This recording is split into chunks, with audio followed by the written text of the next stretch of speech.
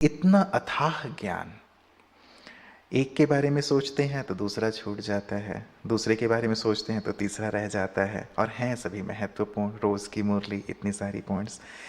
तो मम्मा बाबा ने जैसे अपने ज्ञान को पूरा स्वरूप बना लिया, हम कैसे बनाएं? इसमें बहुत कंफ्यूज होने की जरूरत नहीं कि 100 पॉइंट्स है, क्या क्या करेंगे।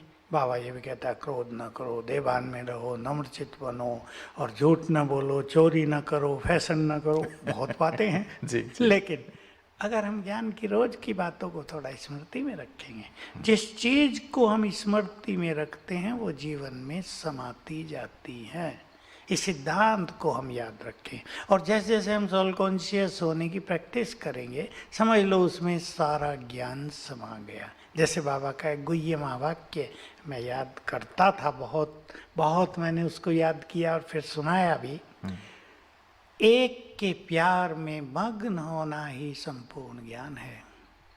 तो अगर हम योग युक्त हो जाएं, अगर हम सोल कॉन्शियसनेस की प्रैक्टिस करें और थोड़ा थोड़ा ध्यान दें, भाई मुझे नम्रचित्त होना है, मुझे किसी को दुख नहीं देना है, तो ये स्मृतियां हमको स्वरूप बना देंगी। हमें ज़्यादा कुछ करने की जरूरत नहीं पड़ेगी।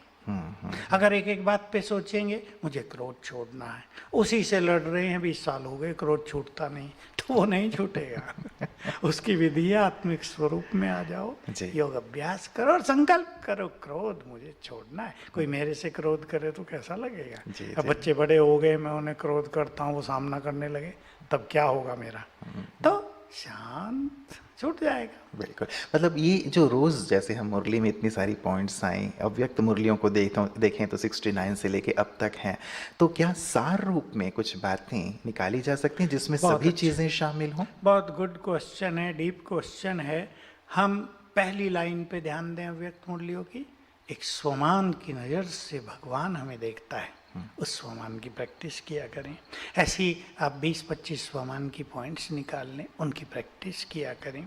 और जो बाबा मुरलियों में कहते हैं, मान लो संडे की मुरली आ रही है, उनकी प्रैक्टिस करते रहें थोड़ी थोड़ी, तो आपको ये नहीं लगेगा हमें बहुत सारा कुछ करना है। बहुत कुछ करना ही नहीं है, सोल कॉन्शियस होना है, केवल पवित्र बनना है, भावनाएं श्रेष्ठ बनानी है। तो रोज जो मुरली में बाबा हमें देखो, उसमें कुछ ज़्यादा बात नहीं होती, 2-3 ही होती हैं, उनको प्रैक्टिस में लाएं तो बस सारी मुरलियाँ जीवन में समाती जाएंगी। जी, जी, जी।